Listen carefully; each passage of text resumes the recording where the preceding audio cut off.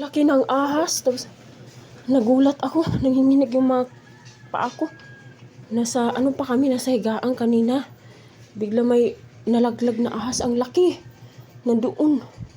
Nandoon lang siya sa ano, sa, nandoon may malita kasi doon sa gilid. Una, tumakbo siya pa ilalim ng ano, papag. Ngayon, nandoon sa may malita doon sa gilid. Dalian mo.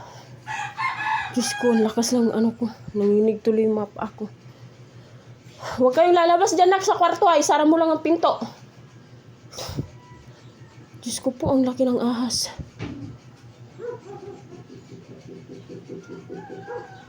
Wait lang, nagkukuha pa yung asawa ko ng ano, pangmalo. Huwag kayong lalabas. Ano kayang ahas yun? Ano?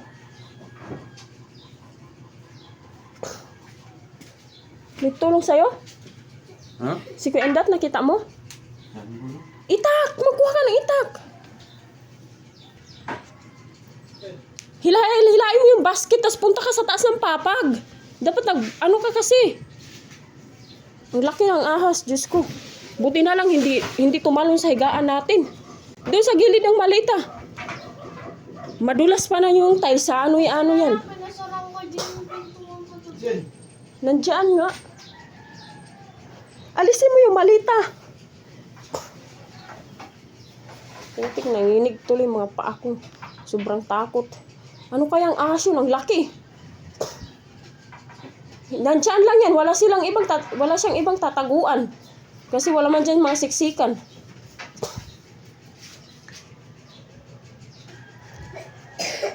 Tanggalin.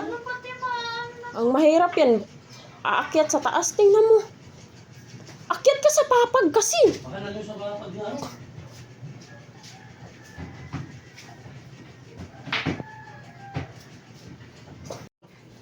Sa may CR, baka pumunta. Tanggalin mo muna yung ano. Tanggal na lahat yung gamit. Parador ba? Ayan.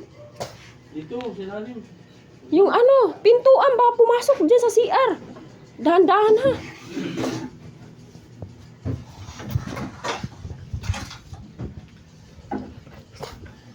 Yung unan, tanggalin mo. Nadudumihan. Unan.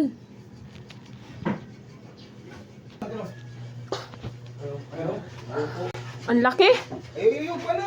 Mamaya na, palabasin mo muna. Charlo, punutin mo yung electric fan, Charlo. Para Ulo mo yung suka. Anak. Wow, dito ano mo? Ano? Ang laki, oh. Hay! Ay, laki. Videoan mo dito. Ayan. Anong bichuan mo? Pagatin pa ako dyan. Andito na nga, oh.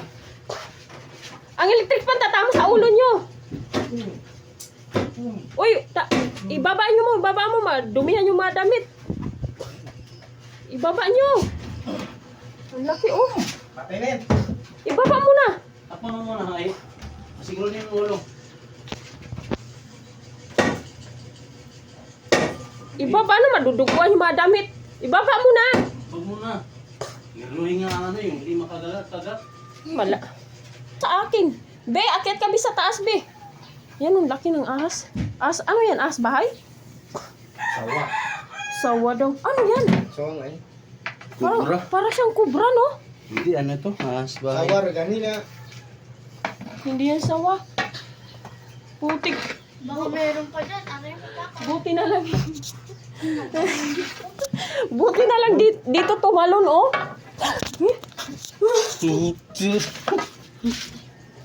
Buti na lang dito tumalon. Banda sa pintuan nila Georgina hindi nakapasok kasi nakasara. So ayan mga kabayo, umagang-umaga nagkagulo kami. Dahil yung ahas na to, biglang nahulog, di ko alam kung saan galing. Ipis pa nga lang, nakakatakot. Ayan oh. Umagang-umaga nagkagulo kami. Nakita ng asawa ko habang nakahiga kami. Una akong nagising ngayon. Kasi nag-CR ako. Ngayon, pagka balik ko, humiga ako uli. Tapos nagising na rin ang asawa ko. Ngayon, nakita niya yung ahas. Nalaglag. Tumalon ba? Tumalon daw. Tumalon dun sa ano. Saan galing to? Sa ano no? Taas nga. Sa taas?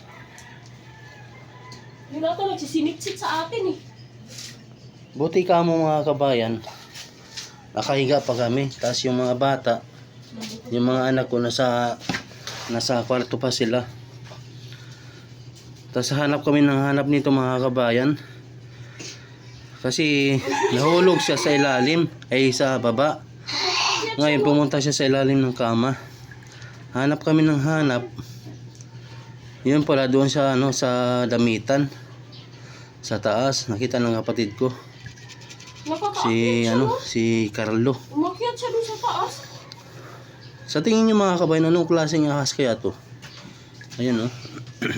Ang bilis niya makaakit doon sa taas eh. Sa tingin niyo, kubra ba to? Dito na putik. Buti na lang. Nalaglag siya eh. Buti na lang nasa papag pa kami. Nagulat ako. Buti ka mo, nakaiwas kami. Pag ganyan ko, ahas pala. Basta dumiritso agad doon sa ilalim ng papag namin. Siguro sa tindi ng init ng mga kabayan, kaya gumapang sila kung saan saan, tas nagawin ng bahay. Buti na lang saan pa ba ko buti. Siguro. Hanap kami ng hanap nito, yun pala nandun na sa taas, sa damitan. Ang bilis niya makaakit doon, no? Magapang pala siya. Ang ulo. Bilis siya makagapang. Pero parang hindi to kubra eh. Ano kasi halas. Pag nagaganyan-ganyan siya, makakagat nga. May rabies pa rin yan. Nagulat talaga ako. Si Gio tulog pa rin. Alat agad di intay. Ay, sabi ko. Nalaglag talaga? Oo, buti na lang. Nalaglag, galing yata to sa ano. Gumapang to. Pagkalaglag niya doon sa may pintuan, pagkalaglag niya, dumiretso doon sa ilalim ng papag, tumabi doon sa may malita. Galing to sa ano. Kami inakyat. Kasi Sa- ganyan-ganyan siya pataas. Diyan sa likod yan. Tapos gumapang sa bahay.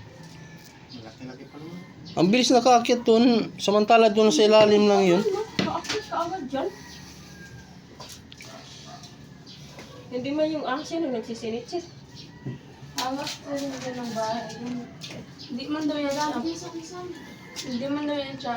Nangangagat. Mangangagat kung di nasasaktan. Oo, pag hindi, example, maapakan. Sabi nila, pero nakakatakot pa rin. Alas pa rin yun. Pero may rabies pa rin daw yan eh. Hindi, wala mang ano to. O, mayroong rabies. Walang ano yan. Pag hindi makaya ng tao, Venom. patay. Pag mahinan, ano, Hindi daw yung ano yun, te. Wala daw labis yung ganyan. Wala to. Ano na to ni ano eh. Nakakatakot pa rin yung ano yan. puti ng iba, yung nakangapang dress ko. Ipis pa nga lang, natakot na ako pag umano sa katawan. Kala ko nasa damitan na eh. Diyan sa ano, diyan sa basket oh. Nakagapang. Akala ko ano yung Andiyan na sila nanay, parang bumayos na sila. Hindi pa sila bumabalik. Ayun oh. Kala kong biglang bumagsak. Buti na lang. bumagsak, mama? Mahaba rin to mga kabayan no. Namin sa gitna natin, sa may ano, nagaganunan. Mapahaba rin. Nanginig talaga yung mga paa ko na sobrang takot. Ako sa may basket dyan. Tumayo pa yung ulo. Galing siguro sa likod. Galing sa likod yan. Dahil tag-init. Gahapon sobrang init eh. Hindi man sila titira dyan sa taas kaya mainit eh.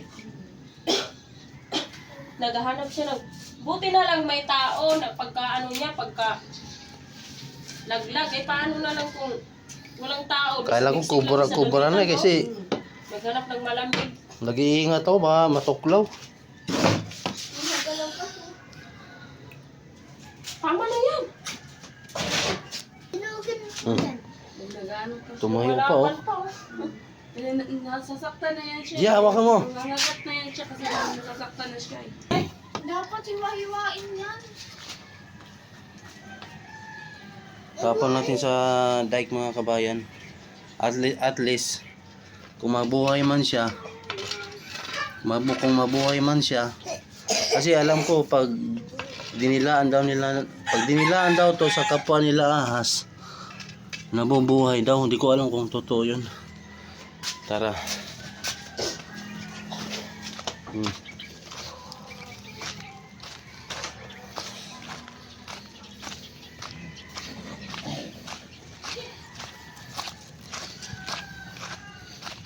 Itapon natin sa may ano, sa may ilog, sa may ano ba? River side.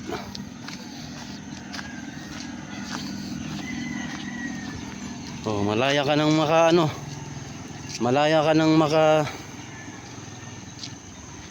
move on. Ayun, nahulog tuloy. Ayun na. Nagpahinga pa.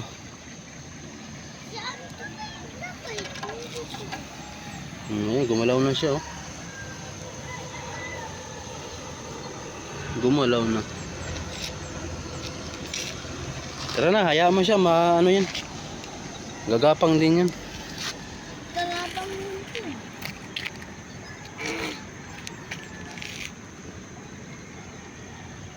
Gagapang din yan. So ayan mga kabayan, tara uwi na tayo. Dahil oras na. Kailangan ng maligo.